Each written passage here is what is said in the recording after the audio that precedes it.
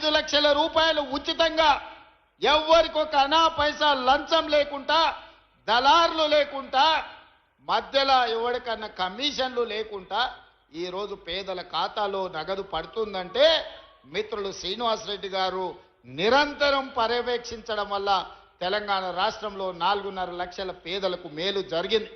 ఇప్పుడే మా సత్తన్న చెప్తున్నాడు, ఇంకా అవి సరిపోవు, మా మున్సిపాలిటీలో 1000 కావాలి, మా నియోజకవర్గంలో ఇంకా ఇల్లు కావాలని.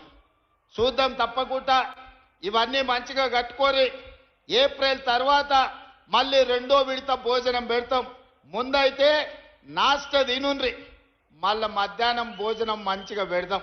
మీరు టిఫిన్ తినకుండా ఈ ప్లేట్లు అట్లే పెట్టుకుంటే వడ్డించాలన్న కష్టమవుతుంది. మీకు ఇచ్చిన ఇండ్లన్నీ ఈరోజు మీరు నిర్మించుకోండి, పూర్తి చేసుకోండి. ఏప్రిల్ తర్వాత నూతన బడ్జెట్లో మళ్ళీ పేదలకు ఇందిరమ్మ ఇండ్లు ఇచ్చే బాధ్యత పొంగులేటి శ్రీనివాసరెడ్డి గారు తీసుకుంటారు.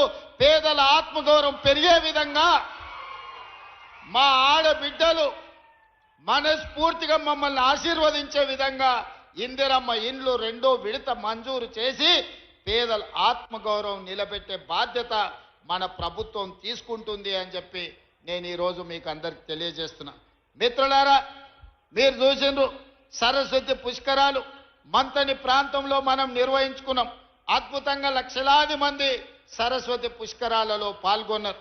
ఆ తర్వాత నిన్నగాక మొన్న సమ్మక్క సారలమ్మ 1000 ఏళ్లకు గుర్తుండే విధంగా ఈనాడు అద్భుతమైన కట్టడాలతోని 100 రోజుల్లోనే సమ్మక్క సారలమ్మను విస్తరిస్తే దాదాపుగా 2 కోట్ల మంది భక్తులు సమ్మక్క సారలమ్మను సందర్శించుకున్నారు. సమ్మక్క సారలమ్మకు పోయిన వాళ్ళందరూ భూపాలపల్లి ప్రాంతం నుంచే వెళ్ళడం జరుగుతుంది. ఈరోజు రామప్ప చెరువు నుంచి కూడా జంపన్న వాగులకు నీళ్ళిచ్చే కార్యక్రమాన్ని రాబోయే రోజులలో దక్షిణ కుంభమేళగా ఈ రోజు మనము సమ్మక్క సారలమ్మ జాతరని నిర్వహించుకున్నాము. ఇది ఒక గొప్ప అనుభూతి. ఇందులో మా అక్క కొండా సురేఖమ్మ నిరంతరం సమ్మక్క సారలమ్మ పనులను పర్యవేక్షించి ఒక పక్కన సీతక్క, 2వ పక్కన సురేఖమ్మ, వీళ్ళిద్దరిని పొంగులేటి శ్రీనివాసరెడ్డి గారు సమన్వయం చేసి ఈరోజు దేశంలోనే తెలంగాణ రాష్ట్ర ప్రతిష్టను పెంచి సమ్మక్క సారలమ్మ జాతరను పూర్తి చేసుకొని ఈరోజు తెలంగాణ గౌరవాన్ని, కీర్తి ప్రతిష్టను వాళ్ళు పెంపొందించడం జరిగింది. ఇదే కాదు మిత్రులారా, 2027లో గోదావరి పుష్కరాలు రాబోతున్నాయి.